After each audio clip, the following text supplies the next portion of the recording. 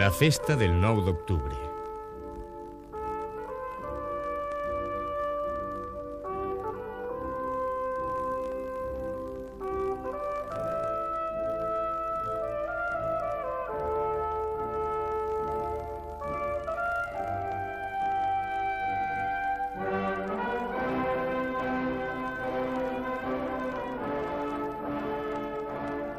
Allà pel 1208, el dia 1 de febrer, naixqué Jaume I, hereu de la corona d'Aragó i del senyoriu de Montpeller.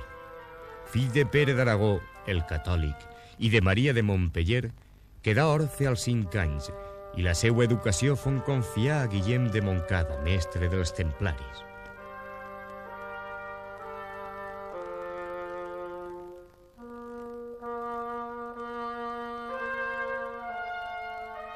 A la curta edat de 5 anys fon coronat rei en les corts que a tal efecte es varen reunir en Lleida.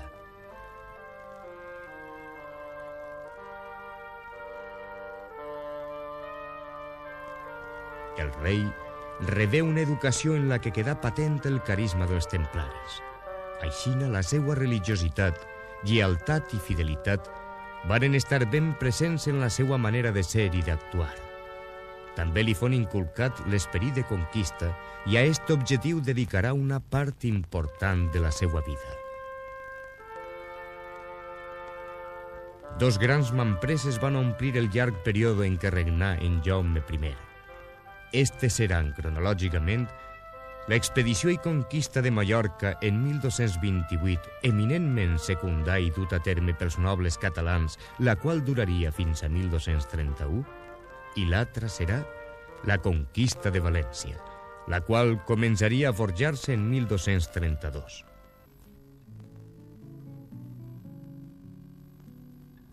L'inici de la conquista de València.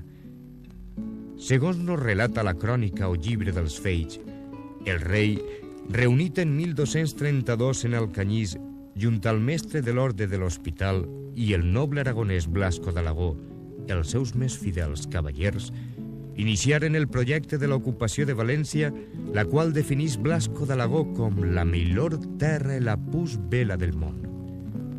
Entenem que les causes fonamentals que motivaren l'expansió varen ser la conquista de noves terres fèrtils, assegurar-se una eixida cap a la mar,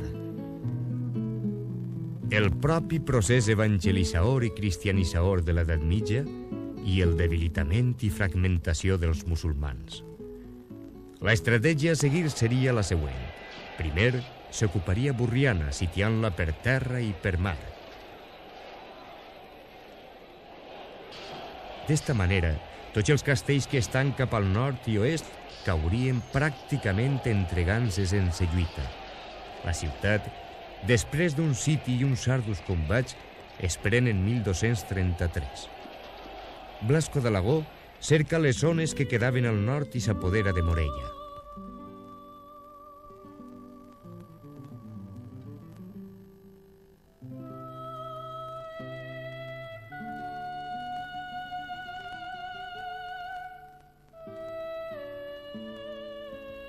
Posteriorment, se van conquistant les places que ja situades cap al sud del riu Palància, rendint-se les últimes en 1238, a excepció d'Onda, que seria conquistar en 1241.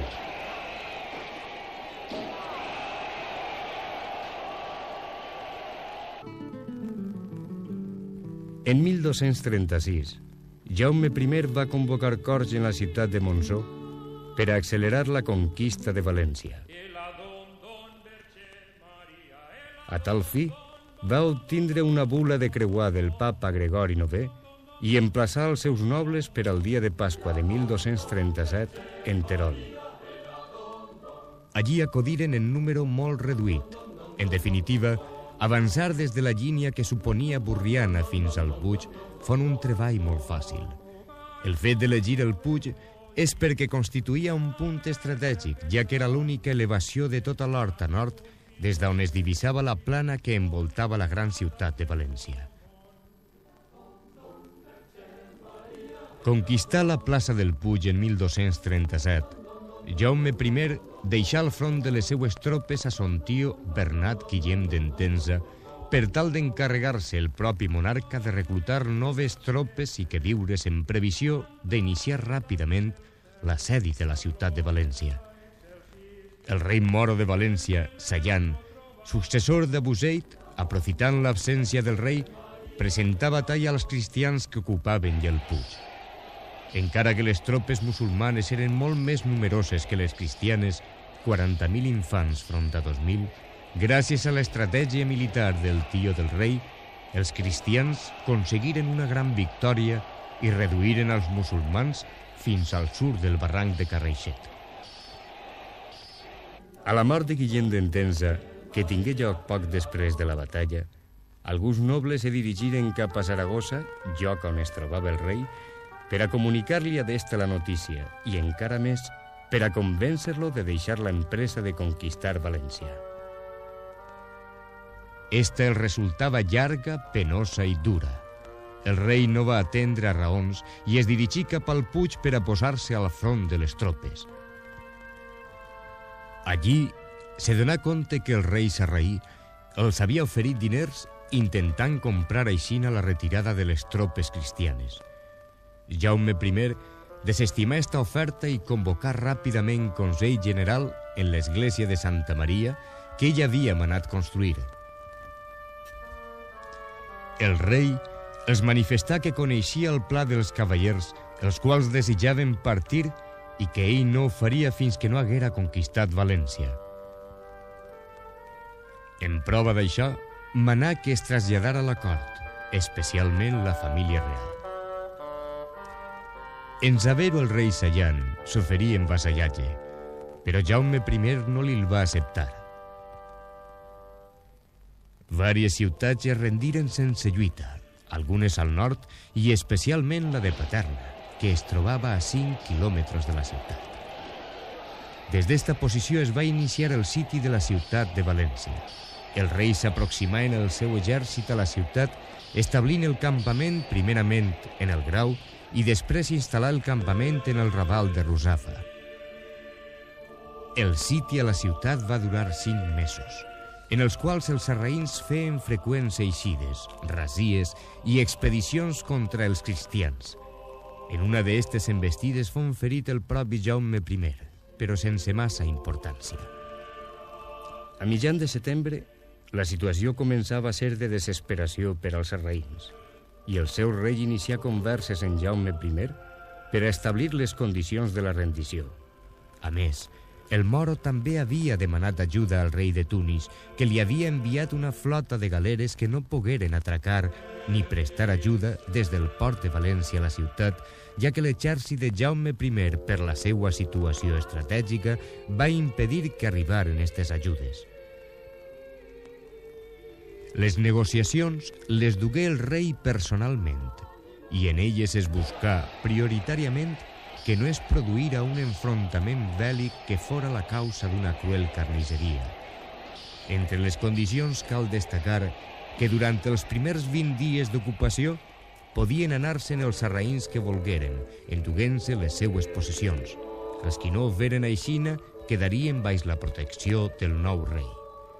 El rei deixaria en pau a Sayan i als seus durant 7 anys en els seus dominis de Dénia i Cullera, places que no entraven en la rendició. Esta clàusula no seria mai complida. La capitulació fou signada, observant estes i algunes altres condicions, el 28 de setembre de 1238. En os, fom entre la Rambla, el Reial i la Torre, quan viu Nostra Senyera sus en la torre, descavalcam del cavall, endreçam-nos vers orient, ploram de nostres ulls, besam la terra per la gran mercè de Déu nos havia feita. El 9 d'octubre de 1238, dissabte, Jaume I, després de 18 mesos i 11 dies de siti, entrà triomfalment acompanyat del seu sèquit en la ciutat de València.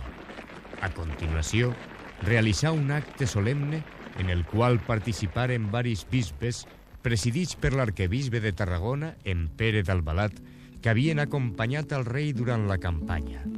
L'acte consistia en la purificació de la mesquita major la qual quedà convertida en catedral cristiana a honor i glòria de Déu i Santa Maria.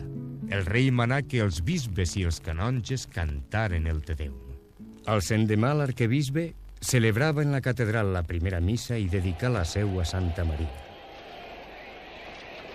Després de conquistar la ciutat de València, el rei anà conquistant diferents places, Llíria, Onda, i prosseguí este quefer cap al sud fins que se li rendí Xàtiva i unes altres ciutats importants com Ibi, Biar, fins als últims reductes de Dénia.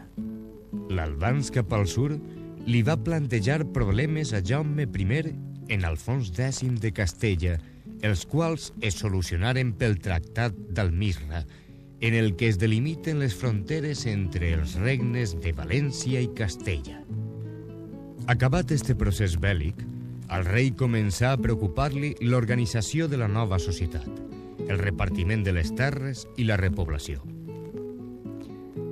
Front als propòsits dels nobles aragonesos que pensaven que el nou territori seria una prolongació de les terres aragoneses, el rei decidí crear un regne nou i per tal fi el dotà d'unes lleis pròpies, els furs.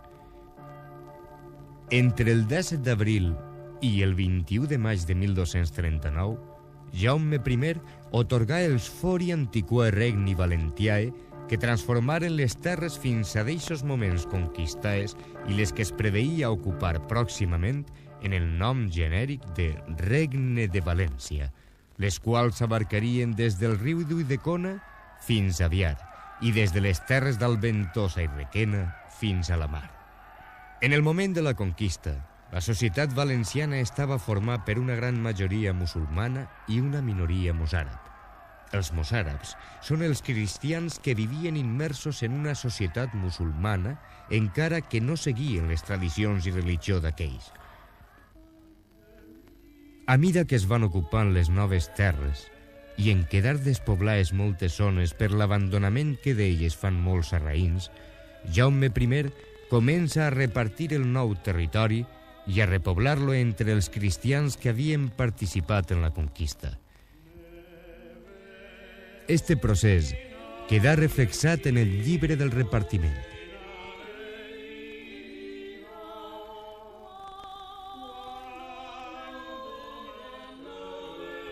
Les donacions s'inicien en 1237 i acaben en 1252. De l'estudi d'aquestes donacions es desprèn que podem distingir-ne de dos classes, la senyorial, sobretot el nord de Castelló, i la real, en la qual el monarca es reserva per a ell els nuclis més importants, Penyíscola, Borriana, Castelló, Dénia, Alcoi, Morvedre, Xàtiva i València, entre unes altres. Allí instal·la colons i en cap dels casos predomina un grup de gent, aragonesos, catalans, navarros, castellans, estrangers, sinó que tots, arbitràriament, aniran ocupant les noves terres i a on, segons els estudis del llibre del repartiment, sempre predominaran els aragonesos, cosa lògica, ja que foren ells, numèricament, els qui més contingents aportaren a l'exèrcit real.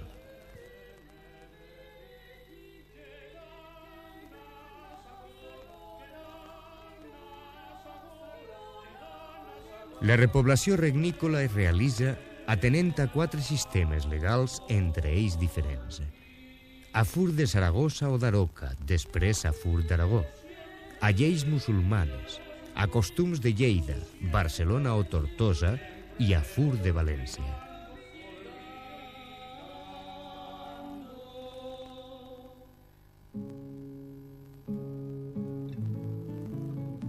En el pas del temps, el rei intentà que el Fur de València anara substituint a tots els altres.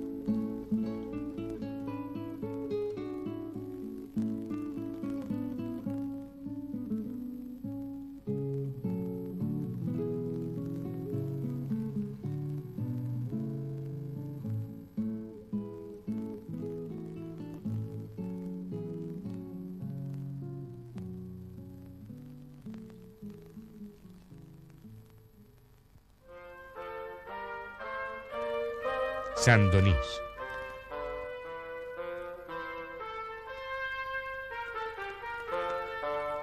El 9 d'octubre es celebra la festivitat del màrtir i bisbe de París, Sant Donís. Esta festa és molt important en València, puisque precisament eixe dia se commemora la entrada en la capital de Jaume I. La ciutat començà a celebrar este fet des de 1338, any en el qual el Consell General decidí que es festejara l'efemèride solemnement en una processó general i fent donació d'almoines als pobres i religiosos de les obres mendicants. En els primers temps, la festa va consistir en la celebració de processons al monasteri de Sant Vicent Màrtir en funcions religioses i distribució d'almoines.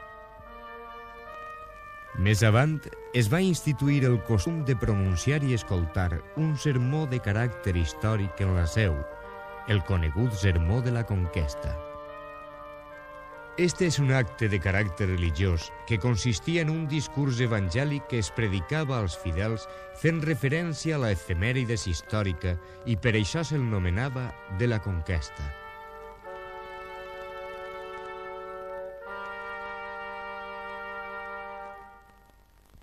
Estos podien ser impresos, com passà en el sermó pronunciat en 1666 pel doctor Gaspar Blai Albuixec i que portava el títol del Sermó de la Santa Conquesta de la molt insigne, noble, lleal i coronada ciutat de València. Des del punt de vista literari, els sermons constituïxen les primeres aportacions a l'oratòria que es realicen en València, remuntant-se els primers al segle XIV. En el segle XV, la festa va adquirir un caràcter més alegre. Des dels principals edificis es cremava pólvora i es feien esclatar piles i trons. En posterioritat, els mestres confiters de la ciutat crearen uns dolços especials per a eixe dia, les piuletes i els tronaors, aixina com fruites i figuretes de massapà. També es va establir el costum de que els jóvens obsequiaren a les seues nòvies en la mocaorà, present que consistia en un mocaor gran de seda o d'un altre teixit que, lliugat per les quatre puntes, anava ple d'estos productes de confiteria. Els més rics els lliugaven en una joia. Este costum arriba fins als nostres dies, fent-se extensiu als casats, participant en les pastisseries en concursos on es premia la millor decoració de vitrines en estos productes.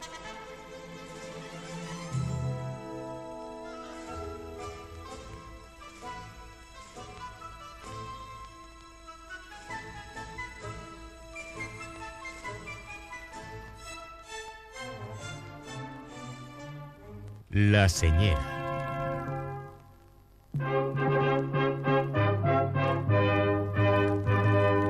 La senyera és el símbol que representava al rei i a tot el regne. Actualment és la bandera dels valencians. Té el seu origen en les 4 barres d'Aragó, ja que fon un monarca aragonès, Jaume I, qui conquistà el regne de València. Esta insígnia sofrí una sèrie de canvis en la seva estructura, tenint notícia documental que en el segle XIV, Pere II de València, el ceremoniós, concedí una sèrie de privilegis als valencians.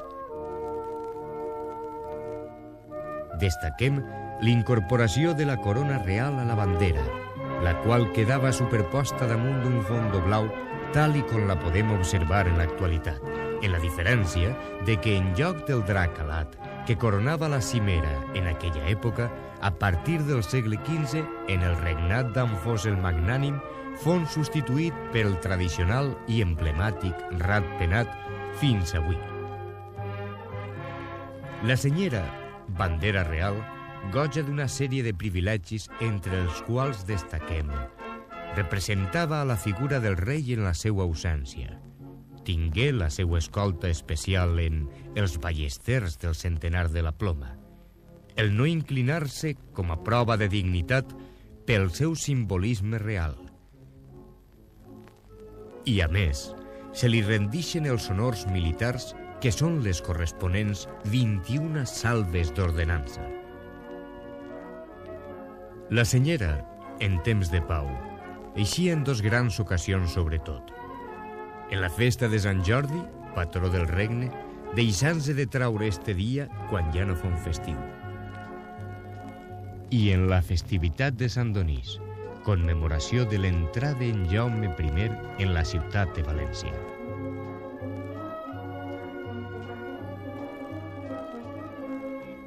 La més antiga representació que se conserva de la Senyera Real de València és la confeccionada en 1596, encimerà pel seu simbòlic ratpenat de 1638 i que es conserva dins d'una artística vitrina, obra dels artesans de la fusta Andrés i Fuster, feta en 1935.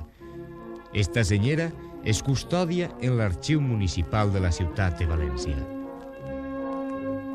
En els antics ceremonials es prescrivia que el mestre racional era l'encarregat de la custòdia de la senyera, el qual l'entregava al justícia de lo criminal per a les cerimònies cíviques i al cap del centenar de la ploma per al combat.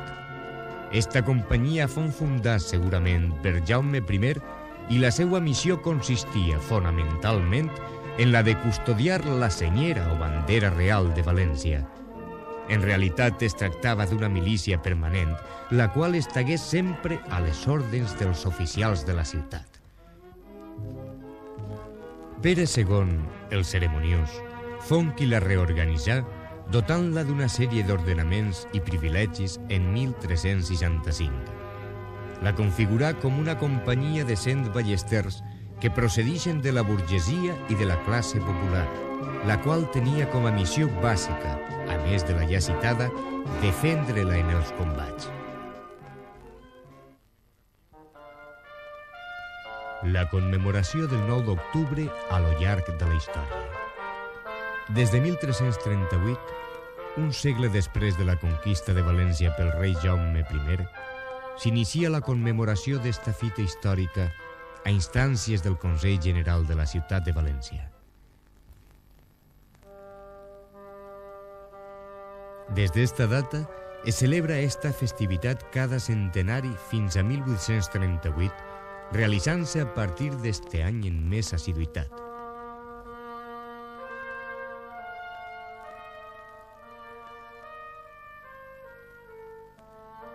Tenim notícia de que en 1666, a instància de Fra Gregori Ruiz de Montserrat, se comença a traure en públic la real espasa de Jaume I en la processó de Sant Donís, que era portat pel síndic davant de l'estandard de la conquista i ratpenat.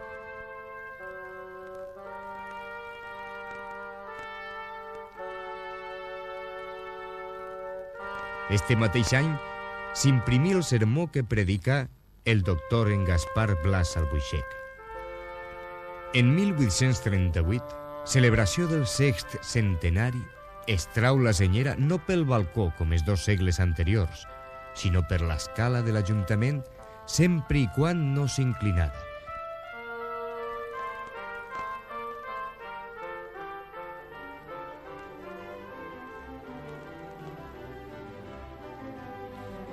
Es va traure l'espasa el dia 8 i el dia 9 la comitiva es va dirigir a la seu portant l'estandard o senyera per a assistir als divins oficis. En ixar-se l'estandard en la torre del temple, la milícia nacional que formava l'albereda va disparar 3 descàrregues i les campanes de totes les esglésies voltejaren. L'espasa, senyalant cap al cel, es col·locà en un carro triomfal. Actualment es guarda en una arca de 3 claus.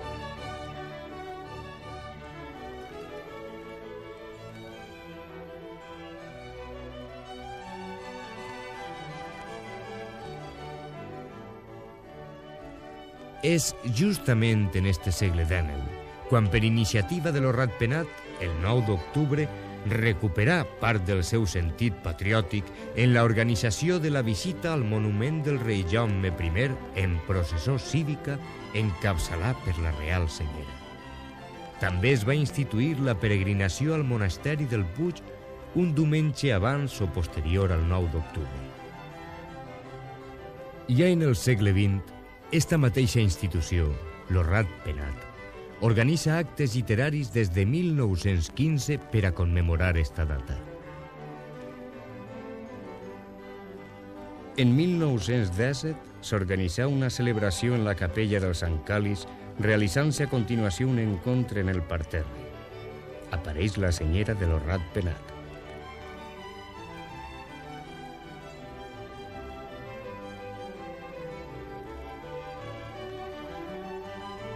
En 1918, entitats valencianistes acudixen el dia 9 d'octubre a depositar corones als peus de l'estàtua de Jaume I en el parterre.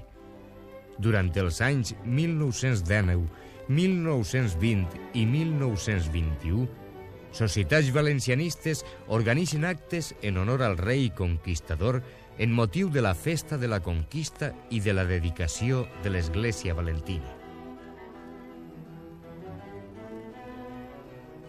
En 1922, per a donar-li un major relleu a la commemoració, es sol·licita l'assistència de les autoritats civils. En 1924, lo Ratpenat demanà a l'alcalde, en eixe moment, senyor Avilés, que fora restablida la festa antiga de Sant Donís, acordant-se que una comissió de regidors aniria a depositar com a ofrena una corona al monument de Jaume I.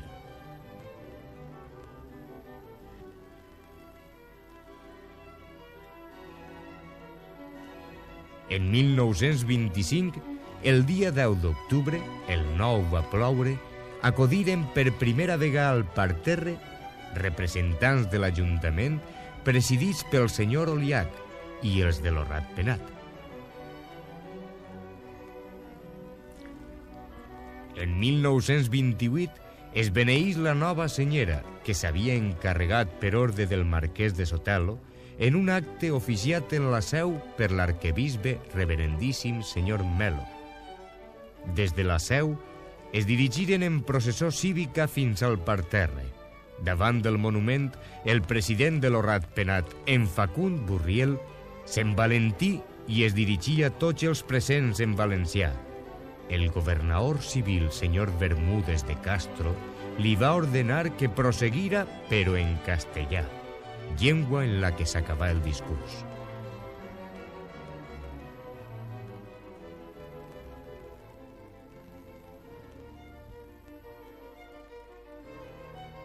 Trobem en esta data el precedent més immediat de l'actual celebració.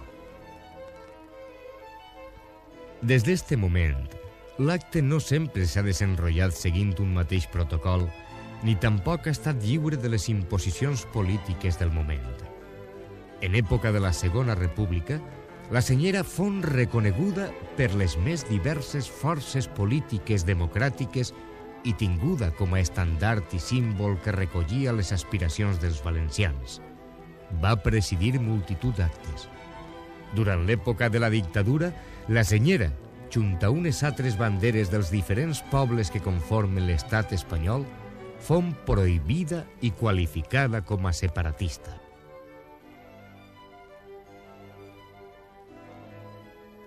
En transcórrer el temps, determinades forces i organitzacions valencianes anaren tímidament recuperant-la i s'arribà a commemorar novament la celebració del 9 d'octubre. En este temps tenim notícia de l'organització d'actes que festegen la conquista de València, tant en la ciutat, on arribaren a ser presidits pel penó quatribarrat de la conquista els 2 anys primers de la postguerra, com en diversos aplecs valencianistes oficiosos en el Puig. En els primers anys de la democràcia, la processó cívica, presidida per la Real Senyera, tornà a ser l'acte fonamental de la celebració que nos ocupa, ple de connotacions i aspiracions nacionalistes que reclamaven l'autonomia. Este ceremonial anirà repetint-se cada 9 d'octubre fins a arribar a l'època actual, encara que sofrint diverses modificacions en els actes organitzats, que no sempre seran seguits de manera unitària. D'entre eixes modificacions, cal nomenar el canvi d'itinerari en la processó cívica, la supressió del Te Deum durant els anys de govern municipal socialista i, més pròxim als nostres dies, el trasllat respectivament a Penyíscola i al castell de Santa Bàrbara en Alacant de la Real Senyera per a presidir els actes institucionals organitzats pel govern de la Generalitat.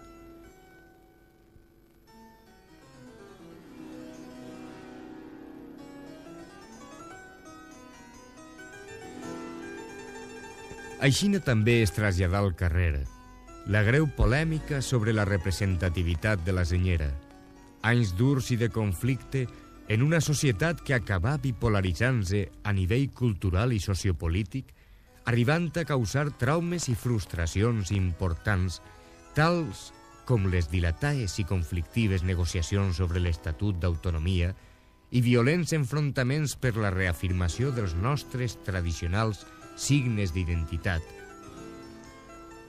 Com el 9 d'octubre de 1979, quan la frontera de l'Ajuntament estava presidida per la senyera valenciana i per una quatribarrada d'Aragó. Els ànims del poble s'exaltaren en vores presidits per una bandera estranya que no era la seua pròpia, arribant inclús a cremar-la.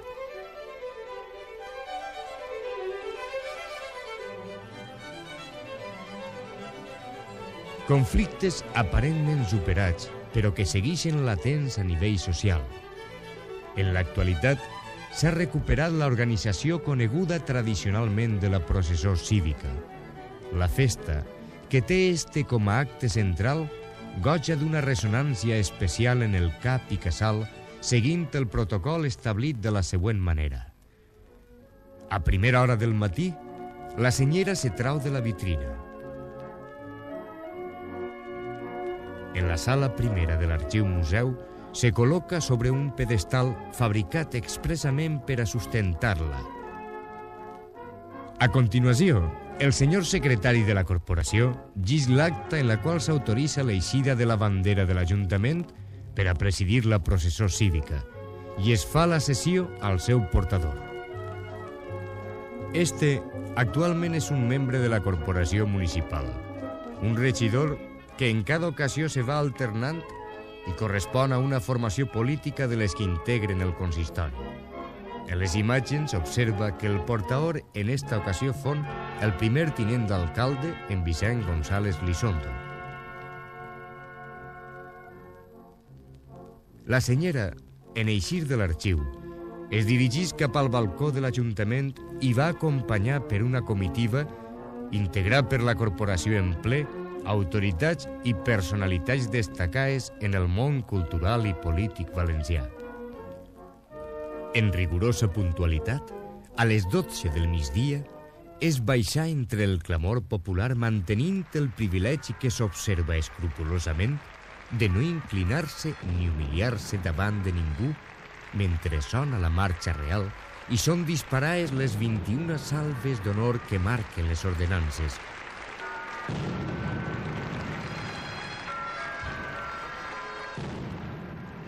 Seguidament, s'inicia la processó cívica que obri la Guàrdia Municipal, junt als macers de l'Ajuntament en trompetes i timbals.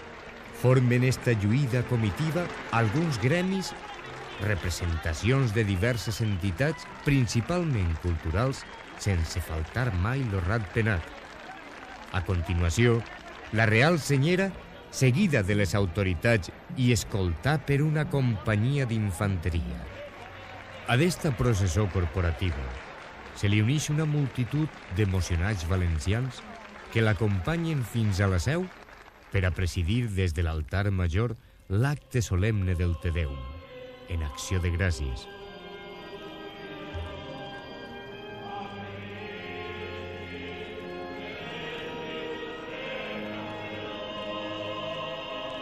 Des d'este recinte se reinicia la processó que farà cap al parterre, lloc on es troba emplaçat el monument dirigit a Jaume I. Ací es depositen unes corones de llorer als peus del monarca, interpretant-se l'himne nacional valencià.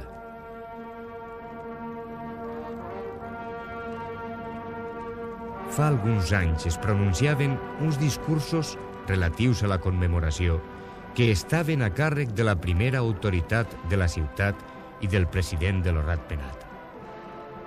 Acabat l'acte, la senyera retorna novament a la casa de la ciutat, ixant-se seguint el mateix ritual que quan és de ballar.